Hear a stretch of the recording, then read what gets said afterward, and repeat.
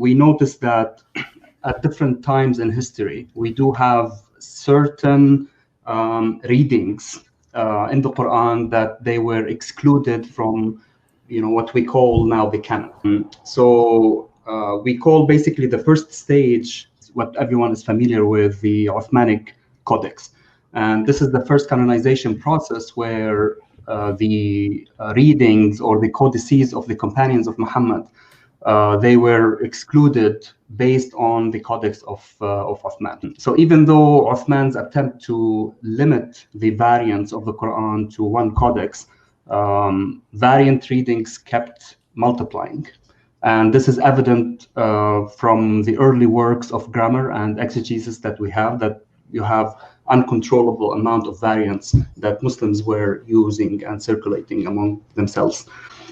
So the second canonization is what Ibn Majah did out of a corpus of, I don't want to say unlimited, but many readings that existed back then, probably as many as 50, as sources tell us. He chose 7 readings.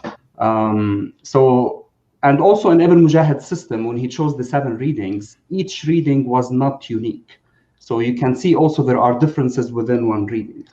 So we find many readings in Ibn Majah that people stopped reciting today, and even stopped reciting 300 years, after him. He also disagrees, I think 7 or 8 times with the canonical readings themselves. He also has a lot of, I think I counted 64 transmission errors in his book, where he said that this transmission is wrong, this is wrong, it should be this way, it should be that way. Around 150 years later on, in North Africa and Muslim Spain back then, so we have Abu Amr al-Dani and al-Shatibi, both of them, they were scholars of Qira'at, and they were mainly responsible for limiting those different variations or different students and limiting them into 2 only. So people dislike the fact that you are limiting them to a canon. Why are you limiting us to 2 per 1, i.e. 14 transmissions? And we have more readings, we have more variations. 300-400 years later, Ibn al-Jazari in the 9th century Hijri, Islamic calendar, so that would be around the 1400s, he came and added 3 more readings to those 7 by Ibn Majah. So that's the 4th period where really the system of 10 readings, or 10 canonical readings, what we call them. And then what I call the 5th canonization, it's the 1923-1924 Cairo edition of the Quran, based on Hafs and Asim. Most Muslims became familiar with that variety, mainly due to the publication, of that codex or that, Mus'haf in Cairo.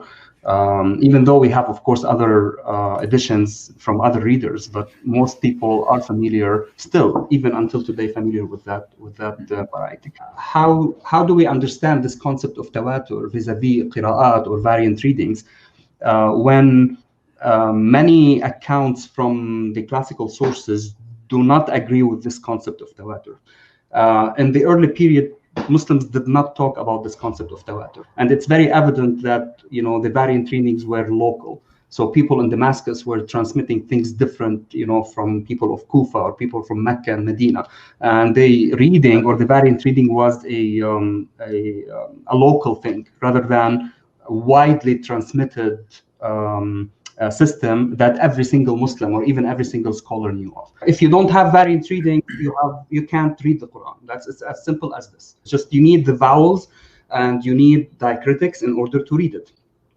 There's you can't read the Quran using your own opinion, and that's in the Islamic tradition you have to rely on how your master taught it and how his master taught it.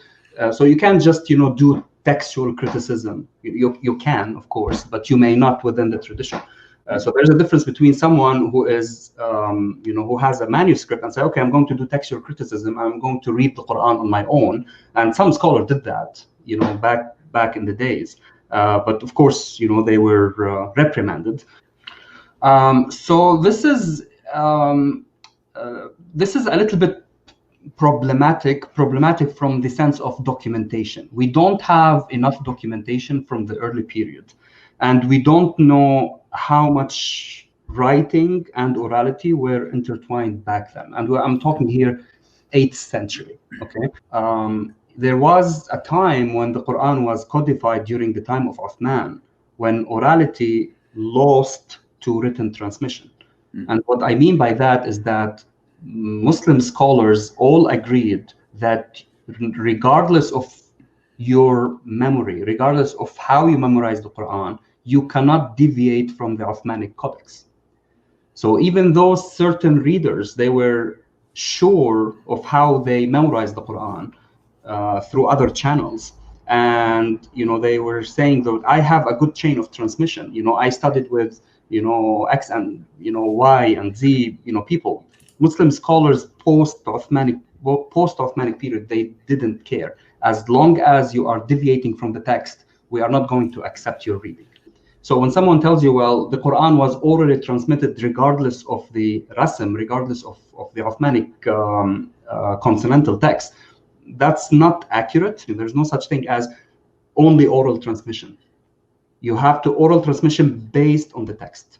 So there are even transmissions on behalf of the canonical readers, which were also classified as shawaz, as irregular, not accepted. There are also readings attributed to the Prophet himself. We have a category in Qira'at, it's called the readings of the Prophet, okay? And there are, 3 or 4 books even written on that in Arabic. Even though we do have accounts that go back to the Prophet saying that he read this word as such, this word was also categorized as irregular or shawaz. Just like they didn't care. As long as the readings deviate from the Uthmanic Codex, we will consider them to be irregular or shawaz. Even though we know that the Prophet might have read as such, and we also know that the other companions might have read as such. However, the Codex of Uthman abrogated all other codices, abrogated all other readings, and we are going to stick with that. We also have, information from Iraq, from Kufa, that people kept reading according to the codices, let's say, of Ibn Mas'ud, even 150 years after Uthman. So it's uncontrollable in a sense. People were still reading according to the Codex of Ibn Mas'ud, which is different from the Codex of Uthman. In Ibn Mas'ud is very interesting because we as also many people pointed out, we have so many accounts about his rejection and his opposition, right, to the committee that Uthman formed. And he was saying, I'm one of those senior companions of the Prophet. He was criticizing Zayd bin Thabit, the head of the committee. You were a little kid playing with the other kids, and your forelock was dangling, from your head, while I was taking the Quran fresh from the mouth of the Prophet. We always have to remember system readings or eponymous readings are very, very attached to geography, even until today. If you talk to people, in Morocco, they are very proud of their Welsh reading. You have people in Africa, they're very conservative about Abu Amr ibn al-Ala. People are attached locally to their reading. And this was the case also back then. People in Kufa, they were, groupies in a sense. It was the group of Ibn Mas'ud. And they did not want to abandon the reading of Ibn Mas'ud for political reasons. There's a lot of politics happening back then. And we do have, actually, there is an interesting account which you don't find in other accounts. There's some kind of tension between Zayd bin Thabit and Ibn Mas'ud. And actually, Ibn al-Arabi, not Ibn Khaldun, the jurist. He said that people claimed that Uthman and sent someone to beat Ibn Mas'ud. It even reached the stage of beating him and breaking some of his rib bones because of his opposition to the Codex of Uthman. Unfortunately, we don't have manuscripts from that period, but it is very interesting. This paradox is that the Quran is transmitted via tawatur. We have different ways of reading it. How did these eponymous readings or system readings, how were they transmitted? Were they also transmitted via tawatur? And the answer is also problematic, because it seems that in the early period, they were not thinking this concept of tawatur was not applicable to qira'at, okay? It was basically a local thing, this is the reading of the community, let's say, of Kufa or the community of Medina. Later on, what we call the usulis, the scholars of usul al-fiqh, principles of jurisprudence, they came up with this principle of tawatur. However, other scholars also, they oppose this notion because the criteria of tawatur doesn't apply to these. And this is why, but let's say 5th century, 6th century, that would be 11th century, 12th century, there were scholars who were calling for this criteria of tawatur, because you do want the Quran to be mutawatir. If the Quran is not mutawatir, that's a big problem. It is the main source, it is the principal book of Islam. And if the variant readings, the way you access this text, are not mutawatira, then you do have a theological problem. And that's the paradox here. And this is why scholars were back and forth. Even by the time of Ibn al-Jazari, he died 833, so that would be 15th century. In his early life, he was fighting for this concept of tawatur. He said, well, all the qira'at are mutawatira. But then, later on, he did change his mind. Especially in the past, I would say 200 years, there isn't a single book of introduction to Quranic sciences except that they say, well, the variant readings are transmitted via tawatur. They picked up that word. However, where's the footnote? We go to the sources and we see that that's not the case. Can you really prove, the tawatur of qira'at at every single stage back to the Prophet? Was this the case 500 years ago or 600 years ago? And when we see things change over time, we start asking questions. Well, the way we have the qira'at now are different from the way people were reciting. And unfortunately, we don't have, much documentation from that period to give, an answer or an opinion based on facts. But based on these few accounts of why Uthman did this, and actually at every single stage of what I'm calling canonization, the reason why you want to standardize is because you have differences. You don't just come and then you want to standardize something if it's already standardized. You can't afford to have different versions of the Quran available among the Muslim community. Okay, so the whole, they were, I don't want to say obsessed, but this was always something that Muslims were thinking about, that we need to have a standard version. We can't afford having variations. Is to try to get rid of variations and gather all Muslims, on one codex. There are many problematic issues about, the collection, especially the committee that he put. So besides Zayd bin Thabit, or the other 3 members in the committee, the 3 of them, they were 9 to 10 years old when the Prophet died. So they were not really senior companions of him. And 3 of them, they were husbands for 3 of Uthman's daughters. So again, you see how politics here is, very intertwined with, with the decision of who Uthman chose in the committee to standardize the text. So again, politics is very important. People shouldn't dismiss politics and the decision of the state to standardize a text. This happened with Uthman. This happened with Ibn Mujahid. He was the chief, reader in Baghdad, and people who opposed him, like Ibn Shanabud and Ibn Miqsam, they were tried, tortured, persecuted, according to sources, imprisoned. But we always look at how state enforced this kind of standardization. The Arabic script was not developed. It was derived from Nabataean, as Semitic philologists researched and determined. We didn't have vowels, we didn't have diacritics. Yes, there are certain ambiguous passages in the Quran that you do need vowels and diacritics, and this is why readers disagreed. The disagreement are on those, in these cases, where you don't know if you should use passive or active, you don't know who the subject is, you don't know how to conjugate, the verb, the prefix. And we even have manuscripts in Arabic, even